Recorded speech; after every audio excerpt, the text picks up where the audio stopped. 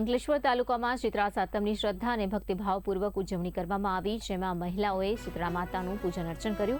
રાંધણછટના દિવસે વિવિધ વાનગીઓ બનાવી ચૂલો અને ગેસની સગડીની પૂજા કર્યા બાદ સાતમના દિવસે ચૂલો ન સળગાવવાની પરંપરા નિભાવવામાં આવી। મહિલાઓએ શીતળા માતાને દૂધ, જળ, ફૂલ અને ઠંડા ભોજનનું નૈવેદ્ય અર્પણ કરી પરિવારના સ્વાસ્થ્ય, સુખ, સમૃદ્ધિ અને રક્ષણ માટેની પ્રાર્થના કરી। અંકલેશ્વરના રામકુંડ સહિત વિવિધ મંદિરોમાં મહિલાઓએ શાસ્ત્રોક્ત વિધિથી પૂજા કરી અને પરિવાર સાથે ઠંડા ભોજનનો પ્રસાદ ગ્રહણ કર્યો। जय श्री कृष्ण। हूँ हितेशभाई जोशी महाराज। पुराण एवं रामकुंड तीर्थना महात्मा विषय तो आप बधा जाणो छो। आ पुराण एवं रामकुंड तीर्थनी अंदर भगवान श्री मांडवेश्वर महादेवनु मंदिर है। परम कृपाळु श्री रामचंद्र भगवान भूमि है और क्षिप्रा गणपति आ पावन भूमि है। आवा तीर्थनी अंदर दर वर्षे अंकलेश्वरना तमाम भक्तों अहींया शीतला मातानी पूजा करवा माटे आवे छे।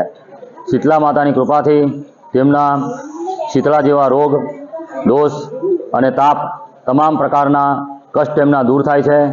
आगले दिवसे लोको ठंडू बनावीने आजे शीतला सातमना दिवसे ठंडू खाय अने रामकुंड जेवा पवित्र तीर्थनी अंदर स्नान करीने दिव्यता अनुभवे छे। मां शीतला तमामना रोगने नाश करे छे। शीतले त्वं जगन्माता, शीतले त्वं जगत्पिता, शीतले त्वं जगद्धात्री, शीतला देव्यै नमो नमः। बोलो श्री शीतला माता की जय।